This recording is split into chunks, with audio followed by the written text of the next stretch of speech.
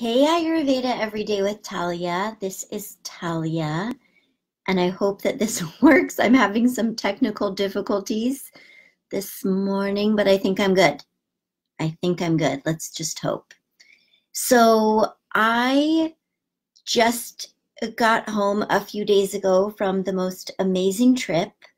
I've already been talking about it, so you might have already heard, but I live in Santa Cruz, California, and I drove out to um, southern Utah to experience the Best Friends Animal Sanctuary, which I have been a member of and a huge fan of for a handful of years. So I was volunteering, walking dogs, caring for cats, meeting pigs and horses and goats and ducks and everybody that was there. It was so amazing. I went to some national parks, spent a ton of time in nature, was just totally resting and doing self-care. So that's why you haven't seen me in here for a few weeks. And I finished it off by receiving a panchakarma, which if, everyone in this group is interested in Ayurveda, and panchakarma is kind of I kind of think of it as like the Ayurvedic holy grail. It's usually a multi-day. You can do it in one day also. But usually it's a multi-day personal rejuvenation, replenishment, cleansing retreat, which means you are going into a deep, sacred well that is you, and you are committing all of your time, energy, and resources into transforming whatever's ready to move, change, be released, be created. It's a very sacred practice. It's recommended that you do panchakarma annually to keep your body in its most vital health, physically, mentally, emotionally, spiritually. And the panchakarma is traditionally, it's administered by a practitioner. So I went and had my panchakarma with my dear teacher, who I just honor so much, Deanna Batdorf. She runs the Dhyana Center up in Sebastopol, California. My panchakarma was 3 days. It was part of her Ayurvedic practitioner training. When you're graduating from her program, your final exam is giving a panchakarma. So I had 3 amazing practitioners plus Deanna in my room, and it was just amazing. I was telling my rad cleansers this morning that the way that they finished my panchakarma was they made, you ever seen the bastis? Bastis are they're made out of wheat flour and water, and then they're adhered to the skin like little bagels or donuts. So they made chakra bastis, one for each of my chakras, and then anointed each one with an essential oil that they chose after, being with me for 3 days. They blessed each chakra. They wrapped me up in a cocoon and sang to me for it felt like an hour. It might have been more like 30 minutes. It was so divine. So I got to kind of, shuffle out of that little cocoon and just be like, okay, another opportunity to let go and move forward and cleanse the palate in every way. So it's really special. So I'll talk more about panchakarma in the months to come, because it's really important that we all know what panchakarma is and what it can mean for us and what our resources are around it. Because in India, panchakarma is done differently than it is in the United States and Canada and Europe, I believe.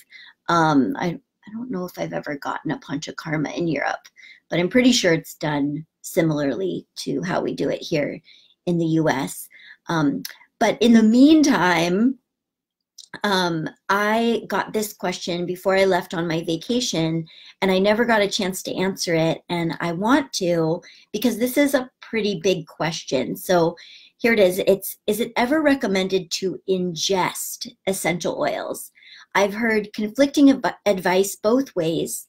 My medical doctor has told me to beware of taking them internally, and then other experts have advised taking them internally, like a drop or two in carrier oil or water for specific conditions. Any advice is appreciated. So I'm just gonna dive into, hey Shayna, hi Gina, hi Laura, I'll see you at 1 o'clock today. And anyway, so I want to answer this question. So essential oils are volatile oils. That means that they are gaseous in nature. They're not something that your body needs to digest. They don't go through the digestive system to get broken down and utilized the way that food and herbs do. So because they're gaseous in nature, because they're volatile in nature, as soon as an essential oil touches your skin, with maybe the exception of 1 or 2 very thick oils like vetiver, but even vetiver, this process still happens, it just happens more slowly. As soon as an essential oil touches your skin or any part of your body, it goes into your bloodstream within minutes, right? Especially the real thinner, most essential oils are very thin and viscous, like peppermint, lavender, frankincense. They're going to go into your bloodstream so quickly. And then because essential oils are chemically very active, they have an active effect on your blood chemistry. This is how they change things that are going on for you so very quickly. So let me give you an example of this, of how I have used essential oils for 18 years and counting, because I'm right around, actually this might be my anniversary with my teacher, Deanna Batdorf. I think this is our 18-year anniversary, like today or tomorrow, somewhere in there. But one of the first things that she introduced to me was an essential oil called clary sage. And clary sage is, it's an anti-spasmodic essential oil. So it will soothe and release cramps, or, any cramping in muscle tissue in particular. And it's also a reproductive regulator in essential oils. Okay, India, I will answer that question. Thank you for that great question. So when I get my period and I get menstrual cramps, which, by the way, the longer that I've practiced Ayurveda and have opened everything up, the less I've gotten menstrual cramps over the years. It's really been kind of this cumulative effect, where I barely even get cramps anymore at all. But when I do, or when I did, I would take my clary sage essential oil and rub it on the area where I was experiencing cramps. So for me, that was my lower abdomen. And sometimes it would take, maybe 15, 20 minutes for the essential oil to take effect to the degree to which I could feel it working, but it did. And it worked the same as if I was taking, say, Advil, in terms of, it really helped the cramping cease. And it helped me to feel less inflamed, right? Because when just the week before our menstrual cycle flows, we are building a lot of heat in the body, and then there's a big release of that heat. But there can be a little bit of a stall period where the heat is still pretty intense, the first couple days of the bleed. So I would use clary sage like that, 6 drops on the palm of my hand, and then I'd rub it onto my lower abdomen. Now, I am a Vata Kapha dosha, and I am not particularly sensitive to putting essential oils neat on my skin, which means neat on my skin means putting an essential oil on my skin without first putting down a layer of carrier oil. But if you ever order essential oils from Floracopia, which is one of the brands that I love, they'll always send you this little card, that like a little caution card saying, be really, really cautious with how you use essential oils. They're extremely powerful. Always, never apply them neat to your skin. And I think that that's a very wise thing to teach, and that we should all kind of have that in mind. So before you go, oh, I'm having menstrual cramps, I'm just going to go put clary sage right on my belly, you might want to put down a layer of carrier oil first, like sesame oil. If you run cold or dry, sesame oil is very warm and unctuous, really great oil for cold, dry people. If you run hot, you could use sunflower oil or coconut oil, you get the drift. And then put the clary sage on over that carrier oil. It's just going to provide a little bit of a buffer. It doesn't necessarily slow down how quickly the essential oil goes into your bloodstream, but it does protect your skin. So I encourage my students to do a test patch. Like, if you want to try essential oil straight on your skin, but you're unsure of how it'll work for you because you don't want it to burn your skin or cause a rash. Those are the dangers. You can try just a little test patch somewhere on your hand or your arm or even on your belly or even on your foot. Is a good place to do it. Hey, Indra, I was thinking about you. So anyway, back to essential oils as volatile oils. I love this topic, so I'll just talk and talk and talk. Now, clary sage, if you're buying a certified pure therapeutic grade essential oil, which is a standard that doTERRA came up with, but they did set a standard for purity in the essential oil industry. So I really look for that grade of essential oil if I am considering using it internally. And with doTERRA, which is another brand that I love, and I carry doTERRA and Floracopia in my online shop. With doTERRA, the way that they differentiate for you so that it makes it super easy for you to know if an essential oil is edible or not is they'll put supplement facts, like nutrition facts, on the side of the essential oil bottle when it's an essential oil you can take internally. So actually, clary sage is one of those oils. Oh my gosh. Whoops. I got enthusiastic with my hand gestures. However, I wouldn't take a clary sage internally. Number one, I don't need to. It's going to penetrate into my bloodstream so quickly, and it's not like, it doesn't taste amazing. It's not something that's going to flavor my water or have another extra benefit by taking it internally. So even though it's one that I can take internally, I don't. So now I want to kind of bring this whole idea back home to the topic, essential oils, to eat them or not to eat them. My teacher, Deanna Batdorf, she is a real pioneer in the realm of Ayurvedic aromatherapy. And really, aside from a bunch of books that I resource, she is my primary essential oil teacher, and I have learned everything that I know from her. And while her and I both agree that there are some essential oils that you can take internally, like, we both have a recipe for soaking toothpicks in essential oils like cardamom, birch, cinnamon, and ginger, essentially making a chai spice toothpick. And of course, you're going to put that in your mouth. Or adding essential oils to something like a lip balm, which every time you lick your lips, you're ingesting the essential oils that are in there. And for those kinds of things, of course, you want to use only essential oils that are edible. I'll get into that in a second. And that are non-toxic. And you also want to make sure that, they're not going to burn your skin around your mouth. So cinnamon and clove, for example, are very hot oils. You might find that they're too hot for you.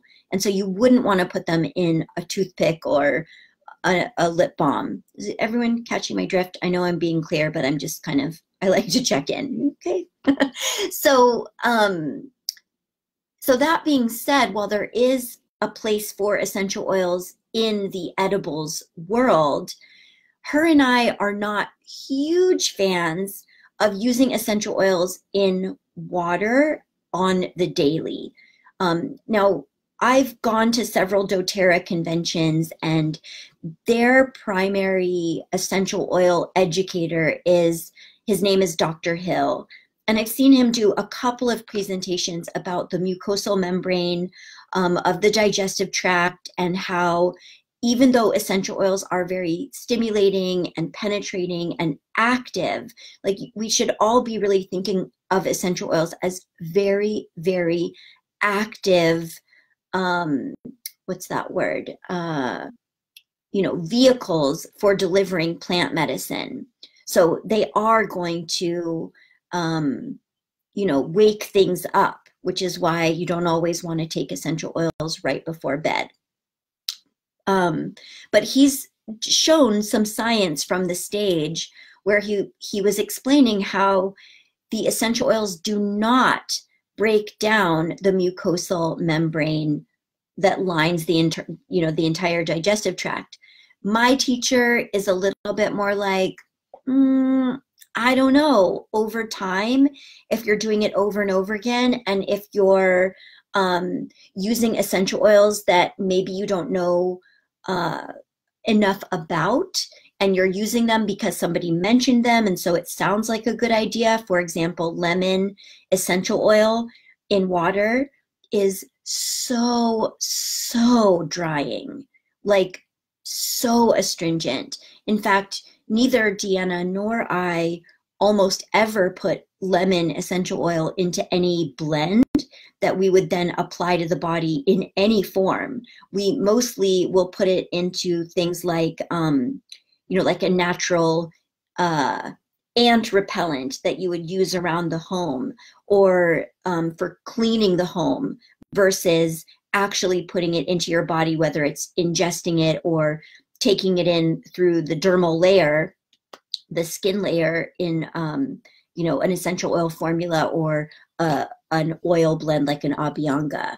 So you really want to know, if you are going to ingest essential oils, number one, I recommend, this is just my opinion, you're going to hear so many people's opinion, so the person who asked this, I love this question, and you are only getting my opinion. So this is, you got to find what works for you.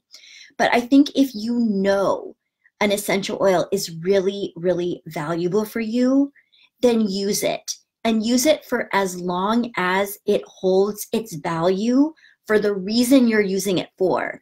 So I'll give you a practical example of what I mean. Actually, two examples. So one, when I was receiving my panchakarma last week, we were doing a lot of work with the occipital ridge at the base of the skull, and my nervous system and my bones. That was really what was calling out as needing the most attention. And so a lot of the essential oils that were recommended to me as a result of my panchakarma experience are essential oils that preserve the bones and nerves. So palmarosa, apopanox, cardamom, rose geranium. We didn't say orange, but I know that orange would be in that list. And while I was on the massage table and they were doing a lot of work around my my cranial nerves, they had me, we make these mouth guards out of beeswax, and the practitioner put a drop of palmarosa and a drop of spikenard, which are so amazing for nerve balance, and they had me, put this mouth guard on to my top teeth. So I was literally like sucking these essential oils for, I don't know, 15 or 20 minutes while I was on the table. And it had a specific purpose in that moment to really calm and nourish the nervous system. And I could feel it working. Am I still putting palmarosa and spikenard in my mouth? No. And if I am going to, it would probably be no more than once a week, and only if I felt like I really needed that support. So that's one example. Another example is doTERRA makes a lot of really cool blends, some of which are edible, some of which are not. You always will know by doTERRA's oils if they're edible, ingestible, by whether or not they have the supplement facts on the side of the bottle. When you see supplement facts on the side of the bottle, it means you can take it internally. Doesn't mean you should, just means you can. And they make a blend called On Guard. So any of you who have done any of my cleanses have probably heard of this blend, or whatever. If you know doTERRA, you definitely know this blend. It's their immune blend, their protection blend. And it's basically a variation on the Thieves blend by Young Living, only instead of lemon, it uses orange. So it's orange, rosemary, cinnamon, clove, and I believe eucalyptus. And in the fall, when it's Vata season and our immunity tends to be the most compromised by lots of wind and, just the end of summer, like needing to start slowing down, but we're not quite there yet. Sometimes to protect my immunity, I will put 1 drop of On Guard into a cup of tea. Like, what I'm drinking right now, I'm drinking like some herbal chai. And so I might put 1 drop of On Guard in there, but I'll do it because I feel like I really need that extra protection. I need that extra boost. It's the same thing I'll do before I get on an airplane or go for a long car ride. So I'll ingest it then, but it's not something that I'm going to do automatically every day just because I heard it was something good to do. I'm really going to check in and ask myself, does this feel like what I would need for support right now? So that's what I encourage you to do with whether or not to eat essential oils. Now, there's one other place I want to talk about, which is, I'm an Ayurvedic chef. And so I've been cooking with essential oils for a long time. Hey, Wendy. And you'd never want to cook essential oils. So even when I say add that 1 drop of On Guard to my tea occasionally, the tea is not still on the stove. It's already in my cup. It's no longer boiling. That's when I add the essential oil. Because they're volatile, if you cook them, they'll just dissipate into the ethers, more or less. You still can taste them, like if you put peppermint essential oil into a brownie batter or a cake batter, once you've baked it, it will taste like peppermint, but you won't be getting the essential oil because the oil won't be able to stay, active during the cooking process. So the way that I've used essential oils in cooking is by adding them to things that are raw, like a raw a salad dressing, or some kind of like vegan cheese sauce that's made from cashews. Or my favorite thing is to put it into frostings. So, the way I came to be an Ayurvedic chef was I found Ayurveda. I was using it to heal a really extreme case of psoriasis and several other issues. And I just was like, I will not give up sweets. So that's how I became an Ayurvedic chef in my quest to make the most amazing healthy desserts in the world. And I succeeded. I've made so many amazing desserts, and a lot of times I'll add, to an entire batch of frosting, for example, which is maybe going to be about a pound of frosting, sometimes more, but I would never put more than 3 or 4 drops of essential oils in a pound of frosting. And even that is going to be pretty potent. So essential oils are super, super potent. This is the other reason why you don't necessarily want to ingest them. You don't need to. they're so strong, they're so powerful. If you even just diffuse them in the air, they are being absorbed into your bloodstream. It's on a much more subtle level, but you'll notice, if you're paying attention, you'll notice that it still affects your mood. It might affect your breathing. It might affect your digestion, just to have essential oils in the air. So I have a really cool story about one of my favorite clients, and she's also a friend, Michelle. Her husband had snored, and I believe he had some kind of congestive issue that was, causing him to snore. And she started using respiratory essential oils to support her breathing. And her husband wasn't into it. He was just like, oh, wait, no, this wasn't Michelle. This was Connie. This was Connie. Her husband was not into it at all. He was like, no, don't touch me with that stuff, but you can do what you want. You can use it. So she was rubbing, and she was using the essential oil by doTERRA called Breathe. She was rubbing Breathe essential oil onto her chest before she went to bed at night. And I think she only did it for like a week or so. And her husband's breathing totally improved just by sleeping next to her and breathing in the oils. And I think there was one night, this is a secondhand story. She told me the story. There was one night where she didn't wear the oils, and he was like, aren't you gonna, he was like bummed, like, aren't you gonna put on those essential oils? Because he was really liking it. So there's lots of ways that we can use the oils. They do not need to be ingested. And when you do, want to use them to make a cardamom, rose, orange frosting cake for your sweetheart, or something you could use for a kid, right? You could use like 1 drop of lavender or 1 drop of rose geranium in a big batch of frosting. That would be something you could do at like a child's birthday party. I love to put essential oils into my chocolate truffles, but again, even in a big batch, I only put in, a few drops. So essential oils for diabetes.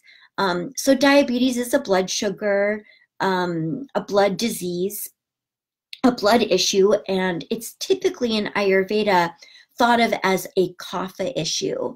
So the 2 essential oils that I'll recommend to you, India, are cinnamon and rose geranium. So cinnamon, because it is it's a blood sugar, it has, what should I say? It has like a neutralizing effect on blood sugar. You could use cinnamon, the essential oil. You could also use cinnamon, the spice. And remember, cinnamon as an essential oil is very hot. Some essential oils, and here's another reason to not just automatically ingest them, some essential oils are much hotter as essential oils, the essence of the plant, than they are as dried herbs or spices. So cinnamon is one of those. It's very, very, very hot as an essential oil. I mean, it's not like the hottest essential oil in the world, but it is quite warming. So you would definitely want to put that in a carrier oil. For kapha, we love sunflower oil. So even if you took a 1 ounce bottle of sunflower oil and added 10 drops of cinnamon, that's something that you could rub over your abdominal organs every day before you got dressed, right? That would be a way that you could use cinnamon as an essential oil to help reduce the overall effect of diabetes on the body, mind, spirit. Cinnamon is also a really good essential oil for promoting circulation, which is another issue for people with diabetes. So that's something to know. And then the second essential oil is rose geranium. And that's because rose geranium is in Ayurveda, there are certain essential oils that are regulating essential oils. And what that means is those essential oils have a very, very specific job, and they do that job really well. They shine in that job. And rose geranium shines as the regulator for pancreas function. And the pancreas is where we produce insulin So rose geranium is another one. I actually really love the way that rose geranium and cinnamon smell together. I might add one more essential oil to that, like grapefruit, just to make it a really well-rounded blend. But that would be another awesome formula for, kind of just a general reducing kapha, helping the systems of the body that diabetes usually has the biggest effect on. So pancreas, blood sugar, circulation. So for that, if I go back to the example of 1 ounce of sunflower oil, then I would do probably 4 drops, no wait, yeah, 4 or 5 drops of rose geranium. Let me really think about this. And it would need to be rose geranium, not just geranium. So I get my rose geranium from Floracopia, FYI. Yeah, because this is pancreas related, I would do probably 4 drops rose geranium, 3 drops cinnamon, 3 drops grapefruit. That's what I would do. And then, yeah, I don't see any other questions. So now I do see an angry face, and I don't know if that was on purpose or not. So if you have a question about it, you can ask me. But yeah, I'll put any other questions that you have. If you're watching this video after it's gone live, please post them in the comments and I will answer your question in the group. And if you're watching this on YouTube, thanks so much for watching. If you would like to be part of the conversation, you can join my free Facebook group, Ayurveda Everyday with Talia. So I hope this was really informative. I know I can go a little bit all over the place when I'm talking about a topic like this because there's so very much to say and I love to talk about it, but hopefully you got some real good gems. And yeah, I'll see you next time, Thursdays at noon Pacific, when I do my Facebook Lives. Most of the time I make an announcement if it's going to be different or I'm traveling. Okay, thanks so much. Bye. More angry faces.